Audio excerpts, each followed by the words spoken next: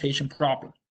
But before we attack this permutation problem, let's take a look at this thing here, which is I did this in class, or well, not in class. I did it at the meeting, right? We didn't have any class ever since chapter 3. But again, think about this thing here. We apply this fundamental counting principle to this problem, which is, do you agree that we have 6 cities, right? Which is, again, at the first slot, at the first location, how many option can you pick? Which is, if you have 6 cities, you have 6 options, right? If you have 6 cities, which is, again, at the first slot here, do you agree that I have 6 choice of the city to put in? And once I put it in, I have only 5 left, and then 4, and then 3, and then 2, and then 1. Which is, again, I have 6 different slots, and I need to put 6 different cities at each location. The only thing different is once I use the city, that city is gone, which is, again, 6 times 5 times 4 times 3 times 2 times 1, right? But again, looking at this thing here, which is you have 720 different ways to do this. If you say, well, how do we attack this with the permutation problem? Well, if you want to attack this with a permutation problem, do you agree that we have 6 cities and we need to choose all 6 of them? Which is, in this case, everybody see that we have 6P6. I have 6 cities and I need to arrange them or put them in order on the shelf. And again, I have 6 and I need to choose all 6 of them. Which is, again, 6P6, which is, if you type this in your calculator, you still should get 720. Which is, again, that's why when in the beginning they say that the n factorial is how many ways can you arrange the n item, right? Which in terms of arrange the order in terms of this item here, which is, again, regardless of which way you do it, the answer is 720 in that case, or in this case. Okay. So again, looking at this thing here, which is, again, like I mentioned earlier, whoever have problem whoever still have trouble of how to locate, how to use your calculator, just send me an email and I will send you the detail of how to type it in. I did not type it here because we went over it earlier with our item already. So if you need specific instruction on your calculator, let me know by sending me an email. Okay. So let's take a look at number 8. Number 8, they ask you a club elect a president, vice president, and a secretary dash treasurer. Let's stop there for now, right? We don't need to read further because looking at this thing here, let me ask you guys, is this problem a permutation problem or a combination problem, right? So again, looking at this thing here, do you agree that I can stop here and say that this is a permutation problem? Why is a permutation problem? Because they give us the specific title, right? So looking at this thing here, remember when we went over this section, I told you that there are 3 things to look at, right? Do they ask us to put anything in order? Do they ask us anything, give us or tell us that we need to rank something? Or do they give us any specific title? If any of those 3 questions you answer yes, then we use in permutation because the order matter, permutation, ranking, permutation, and specific title, permutation.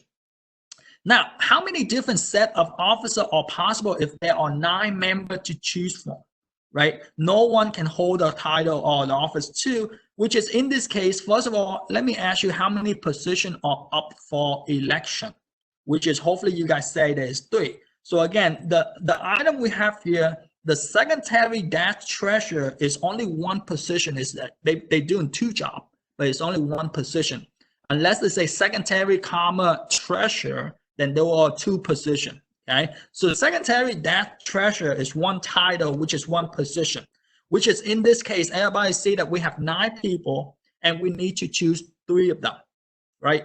We need to choose 1 president, 1 vice president, and 1 secretary treasurer, right? So looking at this thing here, we have 9P3, and again, why is P? Because they ask us or they tell us that we need to pick them in this specific title. We need a president, a vice, and the secretary dash treasurer. Okay, so there are not 504 different ways that you can arrange or pick these 3 people from a group of 9 people.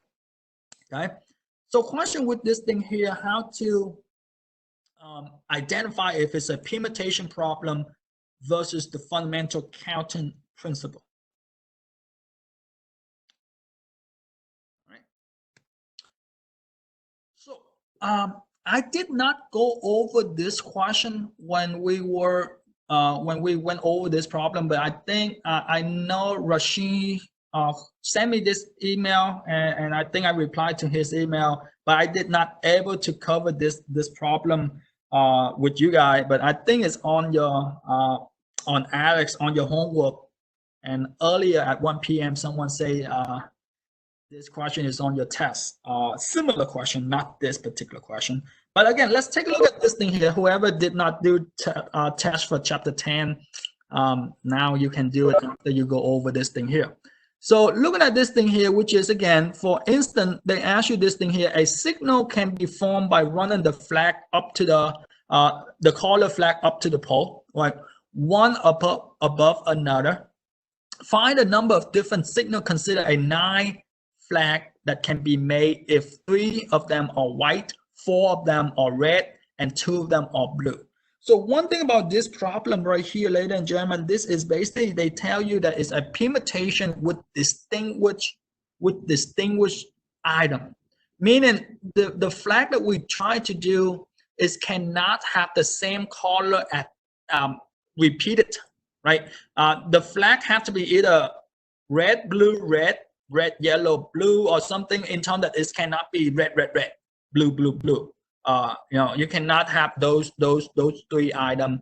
The item we choose and have to be distinguished. Okay. So again, looking at this thing here, to do this item here is basically the formula is n factorial divided by k factorial.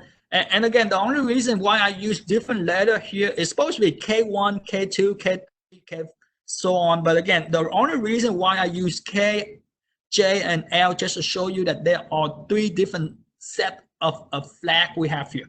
Right? So looking at this thing here, which is again, the n factorial, the n is the total flag we have, which is we have a total of 9 different flag.